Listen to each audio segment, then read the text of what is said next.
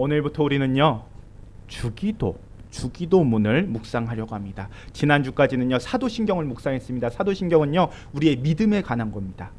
창조주 하나님 아버지, 그리고 우리의 구원자 되시는 예수 그리스도, 그리고 구원을 우리 가운데서 이루시는 성령 하나님, 거기에 삼위일체 하나님께서 이 세상 가운데 하나님의 뜻을 드러내기 위해서 세우신 교회까지 우리가 함께 묵상하면서 믿음으로 고백했습니다. 우리는요 그런 하나님을, 교회를 믿는 사람들입니다.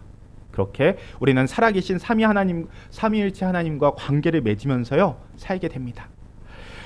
우리를 사랑하시고 우리를 구원하신 하나님을 믿으면요 우리 안에 있는 두려움이 사라집니다. 또 무엇이든지 할 수 있는 새로운 힘이 생겨납니다. 이것을 소망이라고 부릅니다.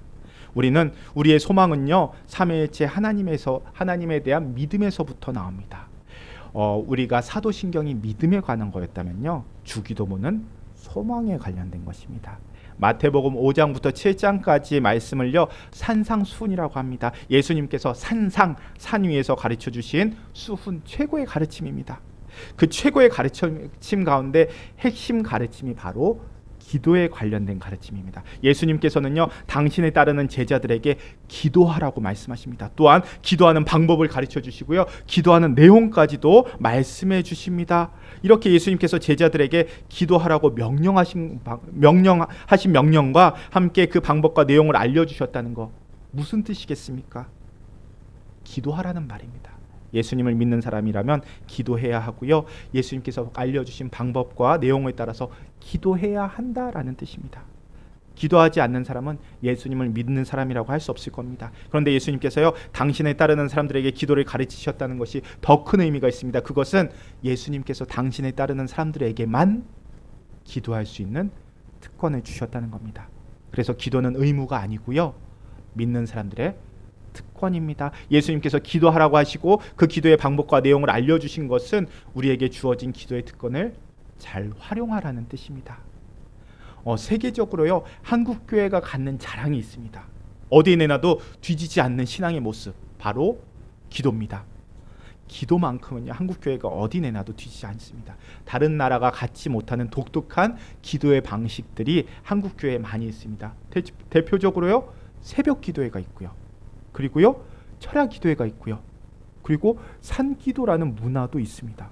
제가 신학생 시절에요 예배학 자료를 이렇게 살펴보다가 한국어로 등록된 신학 용어를 발견하고 깜짝 놀란 적이 있습니다. 다 영어인데 그 단어는 한국어입니다.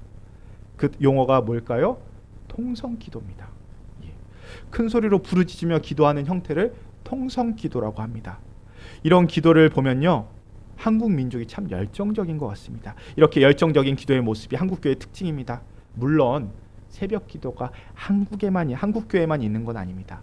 오랜 교회 역사 가운데 수도사들이 새벽에 일어나서 기도했습니다. 하지만 사제나 목회자가 아니라 성도들이 새벽에 교회에 모여서 함께 기도하고 말씀 듣는 형태의 새벽 기도의 모습은요 한국교회가 거의 유일합니다. 거의 유일하다는 것은 한국에서 파송한 선교사님들이 세운 교회들은 새벽 기도회가 있습니다. 그렇게 기도의 힘으로 한국교회는 급격하게 성장할 수 있었고요. 또한 선교할 수 있는 힘도 얻었습니다. 기도는요 한국교회를 이끌어온 힘이었습니다. 그런데 지금 한국교회가요 그 힘을 잃어가고 있습니다. 교회가 분열되고요 한마음으로 뜨겁게 기도하지 못합니다. 기도하더라도 세상에서 권세를 얻기 위해서 기도하는 모습 보여줍니다. 이 모습이 옳은 모습인가 의문이 듭니다.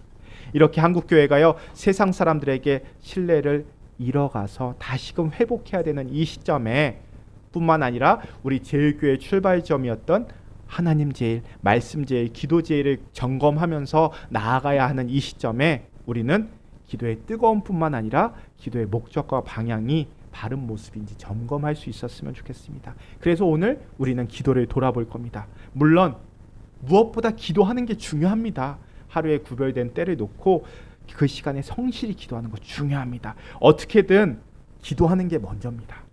그런데 무언가를 잘못된 방향으로 이끌고 가면요 또 되돌아와야 할 시간도 길어집니다. 그런 의미에서 우리가 더운 여름 기간 마치고 일상으로 돌아가는 이 시간, 예수님께서 가르쳐 주신 기도, 주기도를 통해서 우리의 기도가 나아가야 될 방향과 목적을 확인하려고 합니다. 오늘부터 우리는요, 주기도문 묵상할 겁니다. 주기도문은 익숙하시죠? 우리 주기도문은 우리가 외우고 있는 유일한 기도문입니다. 또 예배 때마다 고백하고 있기 때문에 우리가 주기도문 너무도 잘 압니다. 잘 알고 있는 기도문입니다. 교회 학교 아이들도요, 10계명까지는 조금 어렵지만 그래도 주기도문과 사도신경은 외우고 있습니다. 우리 이렇게 주기도문 잘 압니다. 그런데 아는 것과 그렇게 기도하는 것은 차이가 있습니다. 예수님께서 우리에게 주기도를 가르쳐 주셨는데 우리가 주기도, 그러니까 주님이 가르쳐 주신 그 기도의 모습대로 기도하고 있는가? 우리의 기도의 방향이 예수님께서 가르쳐 주신 기도의 방향성을 따라가고 있는가? 다른 문제입니다. 외우는 것과 그렇게 기도하는 것 다른 문제입니다. 주기도문은 주님께서 가르쳐 주신 유일한 기도입니다. 복음서 보면요, 예수님께서 제자들에게 기도하는 모습 여러 번 보여주셨습니다. 예수님께서 광야에서 금식하면서 기도하는 모습 우리가 볼 수 있고요. 겟세마나 동산에서 기도하는 모습도 우리가 성경을 통해서 확인할 수 있습니다. 심지어는 십자가에서 마지막으로 기도하는 모습도 확인할 수 있습니다. 그런데 이렇게 기도하라고 말씀하면서 기도를 가르쳐 주신 것은 딱 한 번 나옵니다. 이 주기도문이 유일합니다. 자, 그렇다면 예수님께서 왜 주기도문을 가르쳐 주셨을까요? 간단합니다. 제자들이 요청했기 때문입니다. 그런데 주기도문이 담고 있는 내용이 그렇게 간단하지 않습니다. 우리 누가복음 11장 1절 말씀 함께 읽어볼까요? 예수께서 한 곳에서 기도하시고 마치심에 제자 중 하나가 여쭤되 주여, 요한이 자기 제자들에게 기도를 가르친 것 같이 우리에게도 가르쳐 주옵소서. 제자들이 예수님께 구합니다. 예수님, 세례 요한도 자기 제자들에게 기도를 가르쳐 줍니다. 예수님, 우리에게도 기도를 가르쳐 주옵소서. 자, 당시에 예수님의 제자들은 대부분 유대인이었습니다. 유대인들 하루에 3번 기도했습니다. 9시, 12시, 오후 3시. 그렇게 정해진 시간에 기도해야만 하는 기도문들이 있었습니다. 우리 쉐마라는 단어 익숙하시죠? 카데시라는 단어도 익숙하시죠? 다 기도문입니다. 그리고요, 하루에 3번 드리는 기도에 18가지의 축복 기도라는 기도문도 있습니다. 기도문이 많습니다. 근데 중요한 것은요, 유대인들에게는 전해져온 기도문이 있고요, 하루에 3번 정해진 시간을 구별해서 기도했다는 겁니다. 뿐만 아니라 유대인들은요, 자녀에게 그 기도문을 가르쳤고요, 공동체 안에서 그렇게 기도하는 것을 권하고 격려했습니다. 그러니까 공동체가 함께하는 기도문이 있었습니다. 그 기도문이 있었다는 것은요, 그 공동체에 신학이 있다는 뜻입니다. 그러니까 그 기도문에는요, 그 공동체가 나아가야 될 방향, 중요하게 생각하는 것들이 담겨져 있습니다. 공동체가 공통의 기도문으로 함께 기도합니다. 기도한다는 것은 함께 생각하고 고민한다는 의미입니다. 그리고 다음 세대에게 전해준다는 의미입니다. 그렇기 때문에 우리 교회는 이런 교회입니다 라는 것을 공동체에게, 그리고 다음 세대에게 전해주는 것이 기도문이기도 합니다. 그런 의미에서 공동체의 기도가 중요합니다. 제일교회가 왜 제일교회입니까? 하나님 제일, 말씀 제일, 세 번째 뭡니까? 기도 제일입니다. 기도가 곧 우리의 신앙입니다. 어떤 신앙을 가졌느냐라고 묻는다면요, 내 신앙을 점검하기 가장 쉬운 방법은 내 기도 확인하는 겁니다. 전에도 말씀드렸죠. 간단하게 내가 가장 많이 사용하는 하나님에 대한 호칭 살펴보시라고요. 은혜가 많으신 하나님, 사랑이 많으신 하나님 기억나시죠? 하나님을 부르는 그 호칭에 내 신앙이 담겨 있습니다. 마찬가지로요, 그 교회가 어떤 교회인가, 그 교회의 대표 기도를 들어보십시오. 대표 기도가 신학을 담고 있습니다. 대표 기도는요, 신학적으로는 회중 기도라고 부릅니다. 그 회중 기도가 교회 신앙을 담고 있습니다. 자, 저는요, 다른 교회 가면요, 그 교회 주보 먼저 봅니다. 예배의 모습이 하나의 신앙 고백이기 때문입니다. 그 교회에서 하나님께 올려드리는 고백, 그리고 성도들에게 전하는 신앙 고백이 이 모습이 예배의 형태에 담겨 있습니다. 그리고요, 무엇보다 기도가 중요합니다. 행함은 곧 신앙을 드러내기 때문입니다. 그 교회 대표 기도 가운데 구하는 바들이 그 공동체의 청사진입니다. 그래서 오늘 교회 소식 시간에 말씀드렸지만 교회 공동기도, 합심기도 꼭 확인하시고 함께 기도해 주셔야 합니다. 뿐만 아니라 필요한 기도가 있다면요, 뒤에 있는 중보 기도함에 넣어 주십시오. 기도가 그 공동체의 신앙의 척도입니다. 기도를 통해서 그 교회의 모습이 드러납니다. 동시에 교회가 어느 방향으로 가고자 하는지도 기도를 통해서 드러납니다. 그렇겠죠. 선교하는 교회는 선교에 대한 기도가 많을 겁니다. 제자 훈련하는 교회는요, 제자 훈련에 대한 기도가 많을 겁니다. 그럼 우리 교회는 무슨 기도가 많습니까? 무슨 기도가 많았으면 좋겠습니까? 그 기도를 중보 기도함에 넣어주세요. 그 기도가 우리 교회를 만들어 갑니다. 자, 다시 말씀으로 돌아와서요, 예수님 시대에는 함께 기도하는 공동체가 있었습니다. 우리가 대표적으로 알고 있는 바리새파, 사두개파, 에세네파가 있습니다. 나중에 자세하게 설명드릴 기회가 있겠지만 모두 하나님 나라가 이루어지기를 바라며 기도하는 공동체였습니다. 다만 이스라엘이 당시 유다가 식민 지배를 받고 있었죠. 하나님 나라가 우리나라의 독립으로 연결돼서 생각하던 사람들입니다. 왜요? 우리는 하나님의 백성들이니까 우리나라의 독립이 하나님 나라를 이루어가는데 중요한 역할을 한다라고 생각했습니다. 물론 지난주에 말씀드린 대로 하나님은 제사장 나라의 역할을 예수님께서 십자가에 못 박는데 그 유다가 못 박음으로써 이 유다를 치워버리시고 교회로 그 역할을 바꿔버리십니다. 하지만 유다 민족은요, 이렇게 나라와 하나님 나라의 독립과 하나님 나라를 동일시합니다. 그래서요, 식민 지배라는 형태가 신앙에 영향을 끼칩니다. 먼저 사두개파 같은 경우에는요, 이 우리를 지배하는 로마의 기득권들과 협력해서 어떻게든 성전을 지켜내려고 합니다. 로마에게 좀 잘 보이고 자신들의 위치를 보장받았던 사람들입니다. 그 사람들은 기도하면서 이야기합니다. 예루살렘 성전이 중요한데 우리가 성전을 지켜야 되지 않겠냐? 그러기 위해서는 세상과 협력하는 지혜도 필요하지 않겠냐? 반면에 바리새파는요, 그런 모습을 비판하면서요, 성전이 아니라 각 지역에 있던 회당을 중심으로 신앙을 가르치는 데 중점을 둡니다. 그래서요, 바리새파는요, 집권 세력보다 로마보다는 민중에게, 사람들에게 존경과 지지를 받습니다. 그런데 에세네파는요, 이것도 아니고 저것도 아니다 하면서 스스로의 신앙을 지키는 것이 중요하다 하면서 광야로 뛰쳐나갑니다. 세례 요한이 이 에세네파에 속한 사람들입니다. 세례 요한도 공동체의 제자들에게 너희는 이렇게 기도해야 한다라고 기도문을 가르쳐 주었습니다. 그 말씀을 우리가 11장 1절에서 확인할 수 있습니다. 그러니까요, 공동체마다 전해지는 기도문이 있었습니다. 그 말은요, 에세네파의 기도문을 잘 살펴보면은 에세네파로 살아간다는 것이 어떻게 하나님을 이해하고 하나님의 뜻을 이루어갈 수 있는지를 알 수 있다는 뜻입니다. 자, 이제 예수님을 따르는 제자들이 이야기합니다. 예수님, 우리들에게도 기도문을 가르쳐 주십시오. 우리가 어떤 마음으로 하나님 나라를 기다려야 합니까? 우리가 무엇을 중요하게 여기고 무엇을 행해야 합니까? 그 목적과 방향성이 담겨있는 기도문을 우리에게도 좀 가르쳐 주십시오라고 요청하는 겁니다. 우리가 4주간 묵상하려는 것이 바로 이겁니다. 우리 교회가 무엇을 구해야 하는지, 우리의 신앙의 목적이 무엇인지 예수님께서 가르쳐 주신 기도를 통해서 확인하려고 합니다. 예수님은 제자들에게 기도를 가르쳐 주십니다. 자, 당시에 유대교에서 기도 많이 했다고 했죠. 기도문 많이 있다고 했죠. 그 가운데 하나를 선택해서 자, 이 기도가 좋다, 이 기도로 기도하자라고 하셨으면 편하셨을 텐데요, 그렇게 하지 않으십니다. 기도를 새롭게 가르쳐 주십니다. 그 말은요, 이전까지 해오던 기도와 다른 기도했다는 뜻입니다. 다시 말해서요, 당시에 유대인들이 기도하던 기도가 잘못됐다라는 뜻이기도 합니다.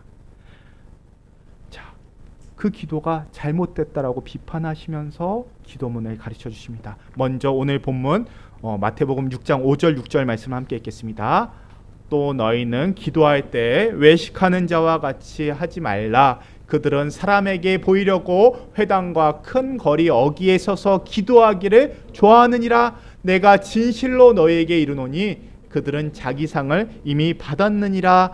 너는 기도할 때 내 골방에 들어가 문을 닫고 은밀한 중에 계신 내 아버지께 기도하라. 은밀한 중에 보시는 내 아버지께서 갚으시리라. 자, 너희는 기도할 때 외식하는 자와 같이 하지 말라고 말씀하십니다. 너희는 이렇게 기도하라는 겁니다. 너희가 누굽니까? 예수님의 제자들이요. 기도할 때는요, 우리가 내가 누구인지 아는 것이 중요합니다. 우리는 누굽니까? 예수님의 제자들이요. 우리는요, 하나님의 아들들이고 하나님의 딸입니다. 그런데 우리는요, 자주 기도하면서 내가 누구인지를 잊어버립니다. 내가 누구인지를 잃어버리고 기도만 열심히 합니다. 그런데 내가 누구인지를 아는 것이 중요합니다. 우리는 예수님의 제자입니다. 우리는 하나님의 자녀입니다. 자녀된 기도를 해야 된다는 뜻입니다. 예수님은요, 하나님의 자녀임을 잃어버리고 기도하는 모습을 먼저 찝어주십니다. 외식하는 자의 기도를 누구에게 보이려고 하나요? 사람들에게 보이려고 합니다. 이것이 외식하는 기도라는 겁니다. 그거 잘못됐다는 겁니다. 그 기도 하나님께서 들으시지 않는다는 겁니다. 외식하는 자의 기도는 자기 상을 이미 받았다 말씀하십니다. 너는 벌써 인정받지 않았느냐? 그 모습 이루지 않았느냐? 외식하는 자의 기도의 목적은 누구에게 있다고 하십니까? 자기에게 있다고 하십니다. 자기 이름 드러내고 자기 과시하고 사람들에게 보이려고 기도합니다. 그래서 자기 상을 이미 받았다라고 말씀하시는 겁니다. 그러면서 6절에서 말씀하십니다. 너는 기도할 때 내 골방에 들어가 문을 닫고 은밀한 중에 계신 내 아버지께 기도하라. 은밀한 중에 보시는 내 아버지께서 갚으시리라 말씀하십니다. 여기에서 또 다른 기도의 출발점이 나오는데요. 가장 중요한 기도의 출발점 나옵니다. 기도에 내가 기도하는 거죠. 또 하나 중요한 출발점은요, 기도의 대상이 하나님이라는 겁니다. 사람에게 보이려고 기도하는 것 아니라 아무도 보지 않는 곳에 들어가서 기도하라는 겁니다. 기도는요, 내가 하나님께 드리는 겁니다. 그렇죠. 기도할 때 나를 잃어버려서도 안 되고요, 하나님 잃어버려서도 안 됩니다. 그런데 한국교회 많은 사람들이 기도는 열심히 하는데 하나님을 잃어버리고요, 나를 잃어버린 모습을 보여줍니다. 나를 잃어버리면 기도가 무엇을 내가 구해야 되는지를 잃어버리게 되고요, 하나님을 잃어버리면요, 기도를 사람들에게 들려주게 됩니다. 기도의 능력을 잃어버리게 됩니다. 자, 보십시오. 당시 바리새인들은요, 율법 전문가였습니다. 아까 말씀드렸죠. 사두개인은요, 실제적으로 제사 업무를 담당하는 제사장들 중심의 집단입니다. 바리새인은요, 회당 중심의 율법 학자들, 율법을 가르쳐주는 사람들이 중심입니다. 율법을 잘 알았고요, 아는 것뿐만 아니라 지키려고 노력했습니다. 그런데 거기서 끝나는 것이 아니라 율법을 지켜내는 모습을 드러내려고 했었습니다.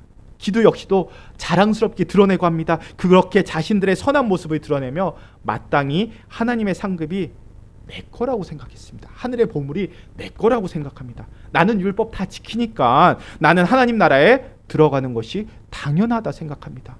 하나님 잃어버린 기도입니다.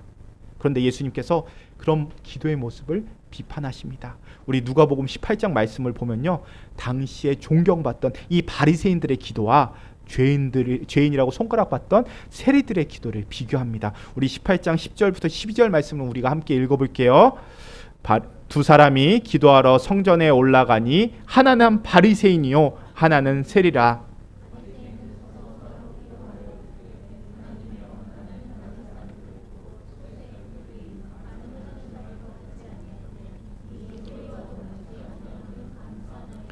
나는 일에 2번씩 금식하고 또 소득의 11조를 드리나이다 하고. 자, 바리새인들 어떻게 기도한다고 합니까? 서서 따로 기도합니다. 따로 기도한다는 것은요, 같이 기도하지 않는다는 겁니다. 난 저 사람하고 달라. 나 저 죄인들하고 기도 같이 못하겠어. 고백합니다. 무슨 말입니까? 나는 죄가 없어요. 하나님 앞에서는요, 모두가 다 죄인인데 하나님, 저는 저 세리랑은 같지 않습니다. 그래서 따로 서서 기도합니다. 거기다가 또 하늘을 바라보며 기도합니다. 뭐라고 기도하냐면요, 하나님, 나는 다른 사람, 곧 토색과 불의와 간음하는 자들, 저 사람들처럼 살지 않았습니다. 자기 옆에서 기도하는 저 세리와 같이 살지 않았습니다. 그리고 기도하는 가운데 자기 의를 드러냅니다. 하나님, 저는요, 소득의 11조 당연히 드렸고요, 금식도 합니다. 자, 바리새인의 기도는요, 자기를 드러내는 기도입니다. 사람들에게 보이려고 인정받으려고 하는 기도입니다. 자기 의를 드러냅니다. 우리 기도를 들어보면요, 다행히 우리 교회는 그런 분들이 없지만 대표 기도의 자리에서 자기 이야기하는 사람들이 있습니다. 하나님, 저희는 저들과 같은 삶을 살지 않음에 감사드립니다. 기도합니다. 또 그 기도를 하나님께서 어떻게 들으실까요? 그런데요, 세리의 기도를 보면요, 우리 13절 14절 말씀 함께 읽겠습니다. 세리는 멀리 서서 감히 눈을 들어 하늘을 쳐다보지도 못하고 다만 가슴을 치며 이르되 하나님이여 불쌍히 여기소서 나는 죄인이로소이다 하였느니라. 내가 너희에게 이르노니 이에 저 바리새인이 아니고 이 사람이 의롭다 하심을 받고 그의 집으로 내려갔느니라. 무릇 자기를 높이는 자는 낮아지고 자기를 낮추는 자는 높아지리라 하시니라. 세리는 멀리 서서요 감히 눈을 들어서 하늘을 쳐다보지도 못합니다. 그러면서 가슴을 치며 통곡합니다. 뭐라고 고백합니까? 하나님, 저를 불쌍히 여기소서. 저는 죄인입니다. 기도합니다. 이것이 내가 누구인지를 알고 드리는 기도입니다. 우리가 하나님 앞에 서면요, 나는 드러낼 것이 없습니다. 그래서 우리 기도 순서 보면요, 먼저 하나님 부르죠. 그리고 감사드립니다. 하나님 감사합니다. 그 다음 기도 순서가 뭡니까? 죄에 대한 고백이 나올 수밖에 없습니다. 왜요? 하나님 앞에 서서 기도하는 내 모습 바라보면요, 회개가 먼저 나올 수밖에 없습니다. 하나님 앞에서 나를 바라볼 때 우리는 죄인이기 때문입니다. 예수님께서 말씀하셨습니다. 내가 이 땅에 온 것 건강한 자를 위해서 온 것이 아니라 죄인을 위해서 왔다라고 말씀하십니다. 의인을 위해서 온 것이 아니라 죄인 위해서 왔다라고 말씀하십니다. 그런 하나님께서 이 바리새인의 기도와 세리 기도 가운데 누구의 기도를 들으시겠습니까? 세리의 기도를 들으신다고 말씀하시지 않습니까? 그 말은요, 세리의 기도가 제대로 된 기도라는 겁니다. 기도는 사람에게 하는 것이 아니라 하나님께 하는 겁니다. 자기 의를 드러내는 기도가 아니라 자기의 죄를 드러내는 것이 기도입니다. 왜요? 기도를 받으시는 분이 하나님이시기 때문입니다. 물론 우리가 사람 앞에서 하는 회중 기도는요, 나의 은밀한 죄를 고백하지는 못합니다. 당연합니다. 우리의 공통된 죄를 고백해야 됩니다. 그러나 나의 은밀한 죄, 나의 더러운 죄, 하나님만이 아시는 내 속에 아주 더러운 것들 골방에 들어가서 하나님께 토해내는 겁니다. 우리 중에 화장실 일 보는데 문 열어놓고 보는 사람 없습니다. 죄라는 것은요, 그런 겁니다. 그래서 하나님 앞에 고백하는 겁니다. 은밀한 곳에 가서 하나님, 내가 이렇게 더러운 죄인입니다. 내가 이렇게 많은 죄 지었습니다. 다른 사람 의식하지 않고 하나님 앞에서 은밀하게 겸손하게 드리는 그 기도를 하나님께서 받으신다는 겁니다. 그런 기도에 아버지 하나님의 응답이 있고요, 예수님 응답이 있다라고 예수님께서 가르쳐 주신 겁니다. 그러니까 당시에 좋은 기도라고 인정받았던 기도들, 바리새인과 제사장의 그런 기도들 잘못됐다는 겁니다. 그럼 그릇된 기도를 보시고 예수님께서 그거 아니다 기도를 가르쳐 주십니다. 그 기도가 주기도입니다. 우리 주기도문의 첫 구절이 뭡니까? 우리 함께 고백하겠습니다. 하늘에 계신 우리 아버지, 그렇죠? 우리의 기도의 대상, 우리의 기도를 들으시는 분이 하나님이시라는 거 잊지 말라는 겁니다. 기도의 대상이 누구인지 분명히 하는 것이 중요합니다. 우리 대표 기도하시는 분들 기도를 들어보면요, 하나님께서 하나님께 설명하는 분들 많습니다. 심지어는 하나님을 가르치는 분들도 많습니다. 기도 잘 들어보세요. 하나님, 그러면서 성경 말씀을 한참 읽고 이 말씀이 이 뜻인 줄을 압니다. 하나님, 이 말씀 이럴 때 우리에게 필요한 말씀인 줄을 압니다. 이 성경을 한참 외우시면서 하나님, 이 말씀 가지고 우리가 이렇게 살았습니다. 그 하나님 이미 아십니다. 또 어르신들 중에서 다행히 우리 교회 없죠. 창세기부터 요한계시록까지 한번 읽고 기도하시는 분들도 계십니다. 하나님께서 그 내용 모르실까요? 아십니다. 그러니 우리가 기도하는 가운데 하나님께 설명하는 것, 거기에 더해서 하나님 가르치는 기도는요, 우리가 좀 피해야 합니다. 더 나아가서요, 기도하는 가운데 성경 구절로 시작되는 기도는요, 우리가 함께하는 회중 기도보다는요, 예배 기원, 예배 부름에 더 맞는 기도의 형태입니다. 왜냐면요, 예배를 처음 시작할 때, 예배를 부를 때 하나님께서 말씀을 들려주시는 걸로 시작하기 때문입니다. 우리 예배 시작할 때 찬양 인도하시는 분께서 뭐라고 하십니까? 영과 진리로 예배할, 신령과 진정으로 예배할지니라 말씀을 읽고, 그 말씀 하나님께서 들려주신 말씀으로 우리가 받고 기도하며 나아가는 겁니다. 그러니 성경 구절 외우고 시작하는 기도의 모습은요, 회중 기도 형태보다는 예배 부름, 맞다는 것으로 우리가 기억하시면 좋을 것 같습니다. 다만 기도할 때 성경 말씀을 인용하는 경우도 있습니다. 어떤 모습이냐면요, 하나님 진심으로 회개하는 자는 용서해 주신다고 말씀하셨습니다. 우리가 이 말씀을 의지하여 회개합니다. 우리의 잘못된 모습 용서하여 주십시오. 하나님께서는 우리의 모든 규례를 지키라 명령하셨으며 이는 하나님을 경외하여 항상 복을 누리게 하심이라 하신 그 말씀 따라서 우리가 주님 말씀 듣고자 이 자리에 모였습니다. 주님, 제일교회 각 가정 가운데 말씀하신 그 복을 누리게 하여 주옵소서.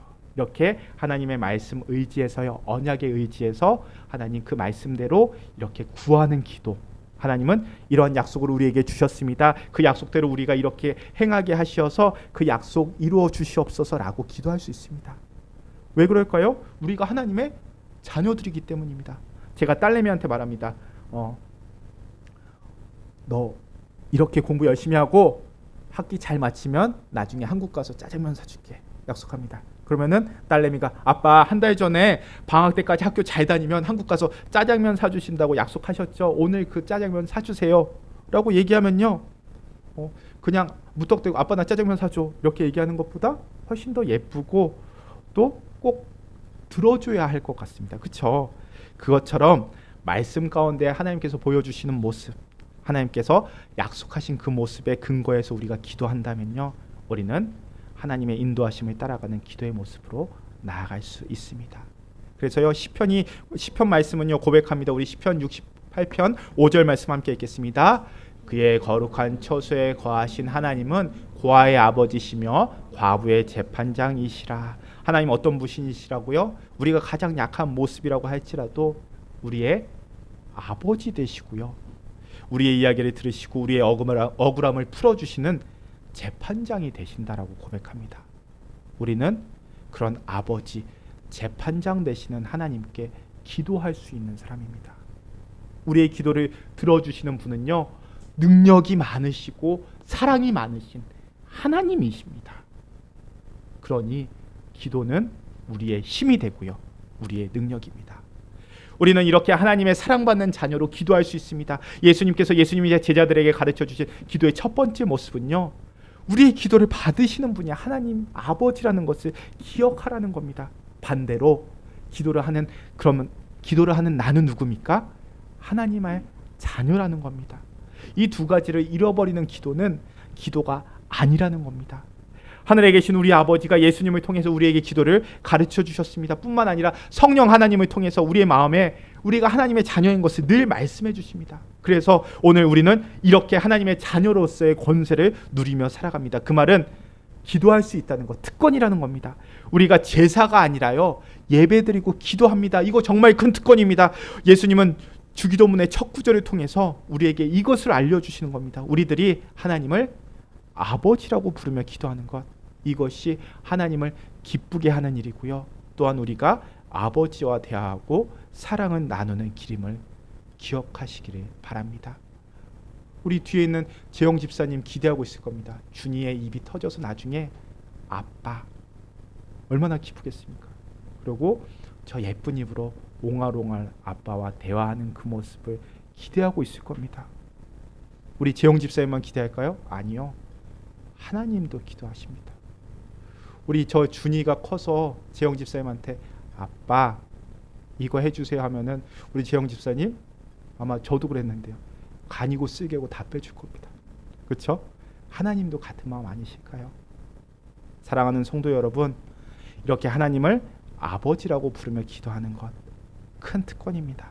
우리의 기도를 들으시는 분이 하나님이시라는 것을 믿어 의심하지 않으시기를 바랍니다. 우리의 기도를 들으시고 응답하시는 분이 하나님이십니다. 능력이 있으신 하나님이시고요, 나의 머리카락 하나까지도 아시는 분이 우리의 기도를 들으십니다.